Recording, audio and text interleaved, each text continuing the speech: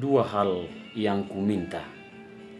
Kitab Amsal bab 30 ayat 5-9. Saya ingin membacakan teks tersebut sebelum melanjutkan renungan yang sederhana ini. Selamat mendengarkan. Semua firman Allah adalah murni. Ia adalah perisai bagi orang-orang yang berlindung padanya.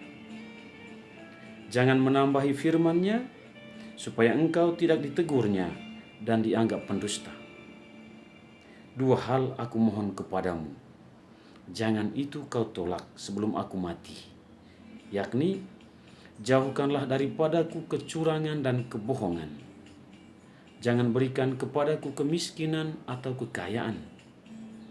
Biarkanlah aku menikmati makanan yang menjadi bagianku, supaya kalau aku kenyang, aku tidak menyangkalmu dan berkata, siapa Tuhan itu?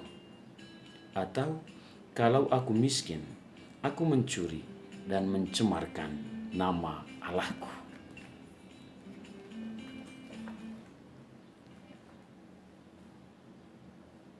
Itulah doa seorang raja dalam teks yang baru saja kita dengar. Dalam doanya dia meminta dua hal. Yang pertama, kejujuran. Kejujuran secara sederhana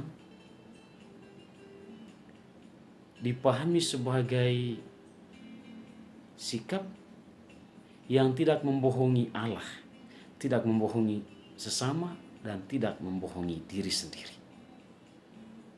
Dan dalam doanya, sang raja itu meminta Allah untuk menganugerahinya roh kejujuran, agar dia tidak berlaku curang terhadap dirinya sendiri, terhadap sesama, dan terhadap Allah.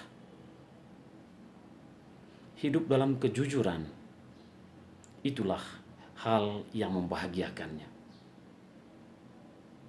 Hidup dalam kejujuran, itulah yang terutama baginya, seperti yang didendangkan oleh Panpers. Kejujuran, keikhlasan, itu yang utama. Hal kedua yang dimintanya adalah kesederhanaan.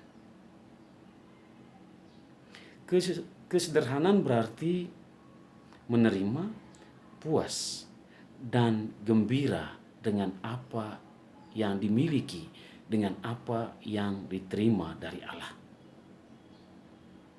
Dalam doanya, sang raja tersebut meminta Allah untuk menganugerahinya hidup yang sederhana.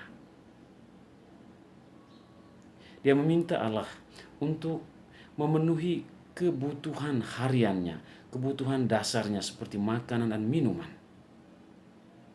Kesederhanaan seperti itulah yang membahagiakannya.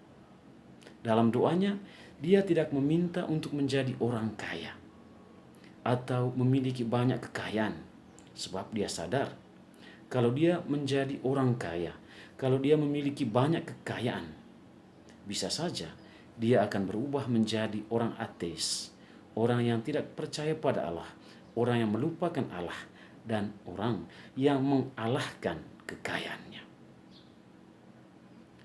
Dalam doanya, dia juga tidak meminta agar menjadi orang miskin.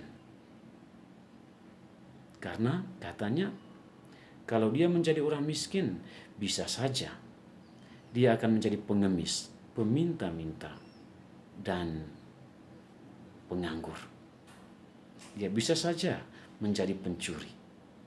Dengan menjadi pengemis, dengan menjadi peminta-minta, dengan menjadi pencuri, dia merendahkan harkat dan martabatnya sendiri yang sudah dikuduskan dan ditinggikan oleh Allah. Dia memohonkan kesederhanaan.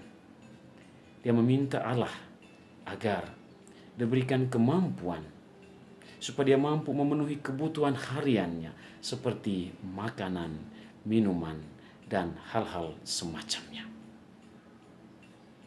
Kejujuran dan kesederhanaan, itulah yang diminta oleh sang raja dalam doanya.